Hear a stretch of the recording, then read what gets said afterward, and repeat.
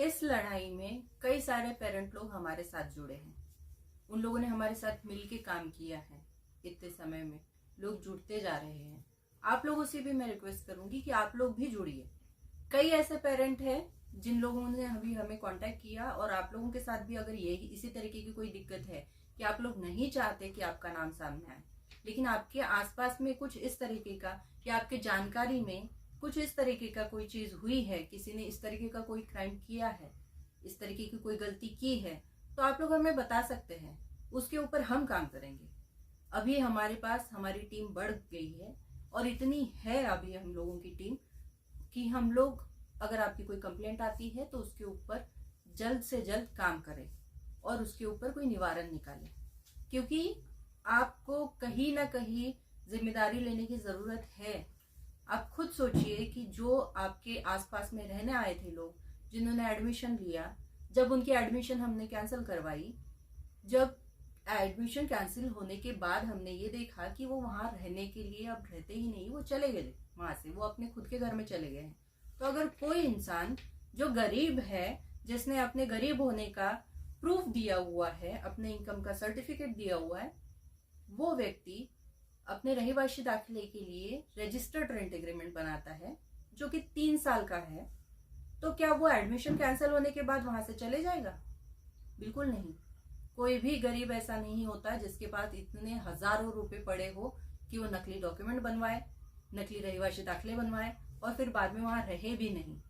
तो यानी ये साफ साफ समझ में आता है कि लोग एडमिशन पाने के लिए वहां पे आते हैं, रहते हैं, कुछ दिन रहते हैं और फिर बाद में वहां से चले जाते हैं।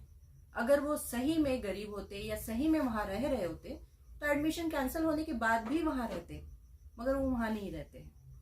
ऐसे कई सारे प्रकरण दिखेंगे जो मैं आप लोगों को थोड़ा थोड़ा धीरे धीरे करके सब बताती जाऊंगी कि किस तरह से क्या क्या डॉक्यूमेंट, किस किस केस में क्या डॉक्यूमेंट गलत था, उसके ऊपर जब हमने एक्शन उठाया तो किस तरह से अधिकारियों की तरफ से इस चीज को नकारने की कोशिश की गई। हालांकि ये भी देखा गया कि उनके अपने लोग कह रहे थे कि हाँ ये गलत एडमिशन है, ये डॉक्यूमेंट गलत है या इसमें कुछ गड़बड़ी दिख रही है, फिर भी उस चीज के ऊपर कोई कार्रवाई नहीं की गई। उस चीज के ऊपर ध्यान ना देते हुए उसे आगे बढ़ाया गया। और आपको ये भी बताएंगे कि किस तरह से एक गरीब को ये कहा जाता है कि आपका डॉक्यूमेंट बराबर नहीं है। उन्हें ऑप्शनल डॉक्यूमेंट का तो बताया ही नहीं जाता कि आप दूसरा डॉक्यूमेंट लगा सकते हैं, उन्हें वहां से वापस भेज दिया जाता है। लेकिन कुछ ऐसे लोग भी थे जिन लोगों को आपका डॉक्यूमेंट में ये गड़बड़ी है, आप इसे सुधार के लाइए, ये भी कहा गया है। तो क्या ये सही है? कहीं ऐसा तो नहीं कि अधिकारियों का उसमें कुछ फायदा रहा होगा?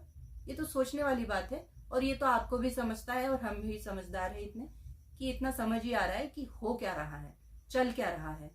बस जरूरत जो है वो है अभी आप लोगों के समझने की और जागरूक होने की, आप लोगों के बोलने की। क्योंकि जब तक आप लोग बोलेंगे नहीं, जब तक हम लोग आवाज उठाएंगे नहीं, तब तक इस तरीके की चीजें चलती रहेगी।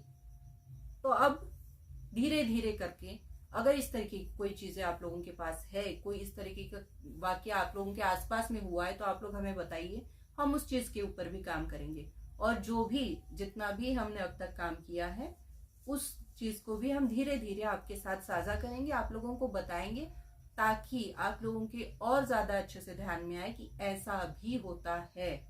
और आप लोग आगे से इस बात का ध्यान रखें कि किसी तरीके का कोई भी इस तरीके का प्रकरण जो आपके आसपास हो रहा है, आप उसे वक्त रहते रोके, ताकि आपका कोई भी एडमिशन कोई और उठा के ना लेके जाए। जो आपका अधिकार था, आप वहां रहते हैं, आपका अधिकार था, कोई पड़ोस में कोई दूसरा बाहर का रहने आ रहा है और वो लेके चले जा रहा है, या आप उस जाति से बिलोंग करते हैं लेकिन कोई और ही उस जाति का प्रमाण पत्र लेके आपका एडमिशन लेके चले जा रहा है। किसी की उम्र ही नहीं बैठती उस कैटेगरी में आने की, लेकिन नकली बर्थ सर्टिफिकेट के तौर पे आपका एडमिशन जा रहा है। हर चीज में नुकसान आपका हो रहा है। तो आइए आप, हम और जो भी पेरेंट हम लोगों के साथ जुड़े हुए, जो हम लोगों के साथ अभी भी काम कर रहे हैं, हम सबको मिलकर इसे रोकना है। तो आज के वीडियो में इतना ही। अगले वीडियो में मैं आप लोगों को बताऊंगी कि किस किस प्रकरण में क्या क्या चीजें हुई है, किस तरह से अधिकारी लोगों ने हम लोगों को सपोर्ट करने से मना कर दिया गया, किस तरह से, किस प्रकरण में कौन सा डॉक्यूमेंट जाली पाया गया और उसमें कारण क्या है उसे जाली पाने का, उसके पीछे के लॉजिक क्या है, उसके दिए गए प्रूफ के बावजूद किस तरह से हमें तकलीफ दी गई, उसे कैंसिल ना करने के लिए ये सारी चीजें आप लोगों को सविस्तर जानकारी आपको दी जाएगी। आगे से वीडियो डलते रहेंगे, आप लोग वीडियो देखते रहिए।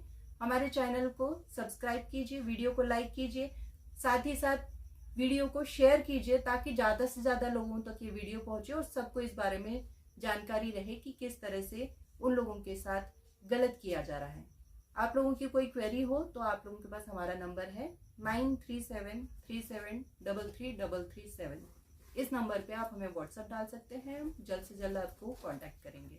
इसके अलावा इंस्टाग्राम, फेसबुक और ट्विटर पर भी हमारा अकाउंट है, उस पर भी हमें फॉलो कीजिए, हम उस पर अपडेट डालते रहते हैं। धन्यवाद।